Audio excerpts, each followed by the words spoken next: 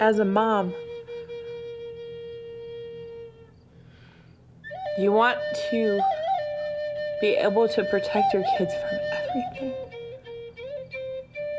And when you're stripped of that, I didn't know how to be without my kids. I still don't. This is South Dakota.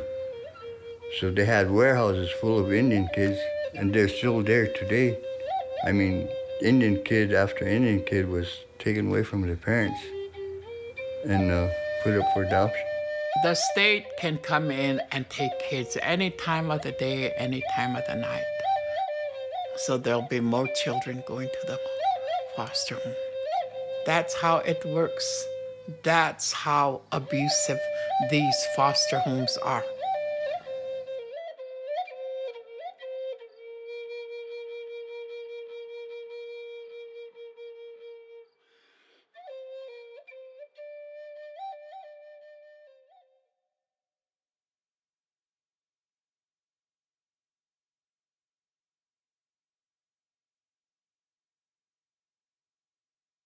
They took the boys exactly 1 week after Aiden's first birthday.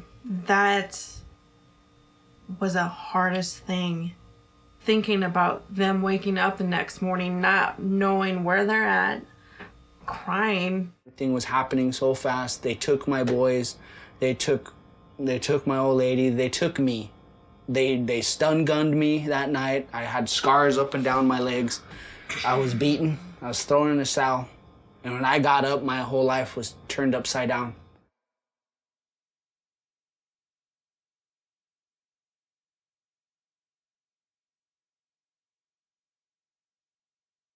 What was really surprising about that night wasn't so much what I was going through, you know, it was what didn't happen that was supposed to happen. I mean, according to the laws that are in place today. Whereas if a family member is present, they can take the child. Well, there wasn't one, two, there was like 3 or 4 older Native American adults that weren't even a part of the situation we were in, that could have taken the children. The police immediately told them, no, these kids are going to DSS. When they took my grandsons, I came to see what was going on, and I went to see the 2 boys at the social services with my son. Well, when I told the court that I was the grandmother and I was there to get my grandsons to take them home, they told me I had to adopt my grandsons, and before I could see them, I had to take fostering and adopting classes. I did everything they said. I complied with them. I did their classes. I did the home visits. I got a house. I rented a house. So you know what? They can pull all these little strings, and we are the puppets. And what we do doesn't matter anyway. You know, they could give us a hoop, we'll jump through that, but it doesn't do us any good.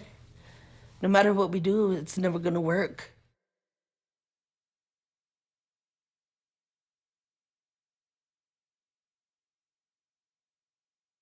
That day in court, they severed our rights, and then I was expected to go and say goodbye. I was told I had an hour to say goodbye to my kids and tell them that you love them and it's not their fault. I have an hour with my kids. And you want me to tell them that I'm sorry. I just wish they'd give my grandsons back, you know? If there was guns, if there was big drugs, if there was prostitution or all that yucky stuff going on in my son's home, I could see them, you know, taking the children away, but over just some argument and fighting to break up this family? The goal of social services, of DSS, is not to tear families apart. It's for reunification of families and keeping that family unit whole. So why aren't they doing that here in South Dakota? If ICWA is being followed, no Native child should be placed with a non-native family. Not that they're bad, but they should be with their own, with their people, to learn their culture, to learn their history of who they came from, hopefully where they're going to, and they should be always around their tioshpai, their family. A child believes that his father and mother are the strongest people in the world. Their parents take care of them and, nurture them. That makes them respect them and appreciate them. Whenever they think their parents are the strongest people in the world, and then DSS comes and slaps them aside, and says, you're doing that wrong, or you have to do this, and you either straighten up or I'm going to take these kids away and put you in jail. And all the respect, all the appreciation, it's all gone.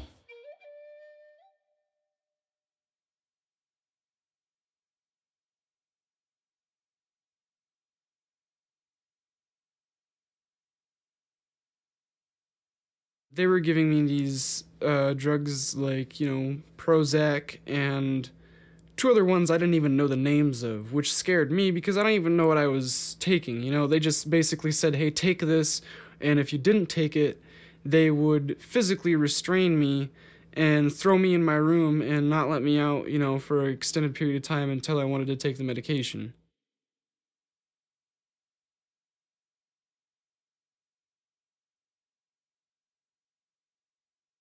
I don't remember any doctor, sitting down and saying this is what you're taking or anything. They just kind of like conveniently come up to me and say, hey, this is a new court-ordered, medication that you have to take because of such and such whatever, behavioral report or whatever.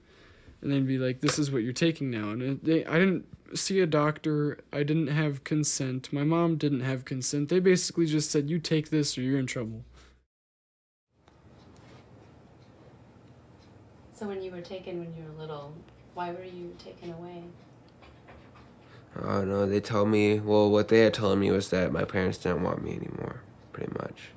Well, that my mom didn't want me anymore and that nobody really cared. Why did they tell you that? I don't know. Did you believe them at the time? At the time, yeah.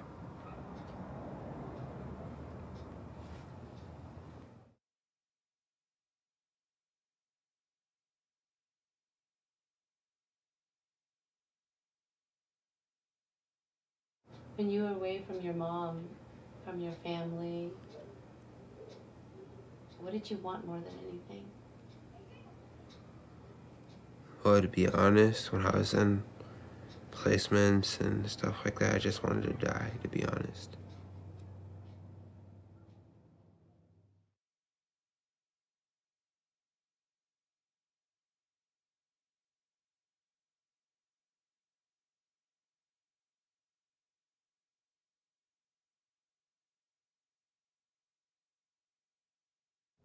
There are some kids in Mobridge right now that are living in dire straits that are Caucasian.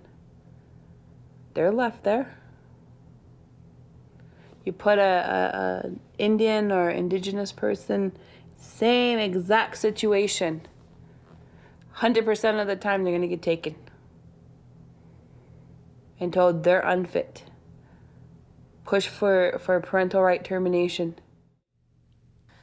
I feel like I have to go to the hospitals and give these booklets out to these Indian girls to tell them this is what you need to do if you ever get your kids taken away. Here you have a manual for learning how to breastfeed and all this kind of stuff. Well, here's a manual to get your kids back. They make money off of our kids. The more Indian kids they have in the system, the more money they get. Every day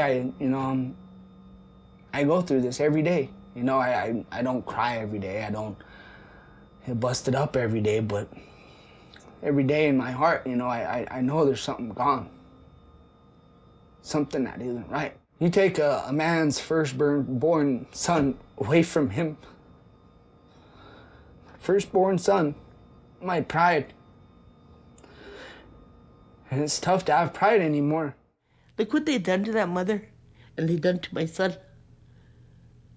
And I can't even see my grandkids. How do you undo blood? How do you undo that? How can you say those are no longer members of your family? How could they undo that?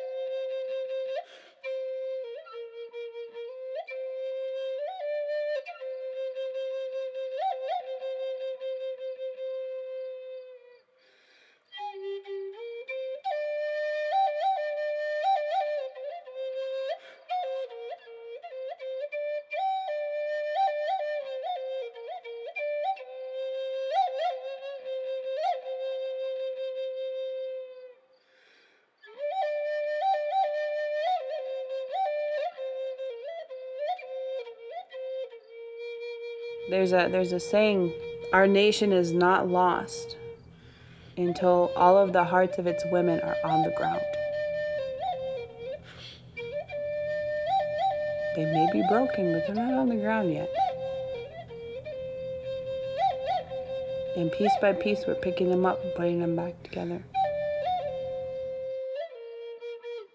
Until then, all we can do is hold it close and hold the babies we have close.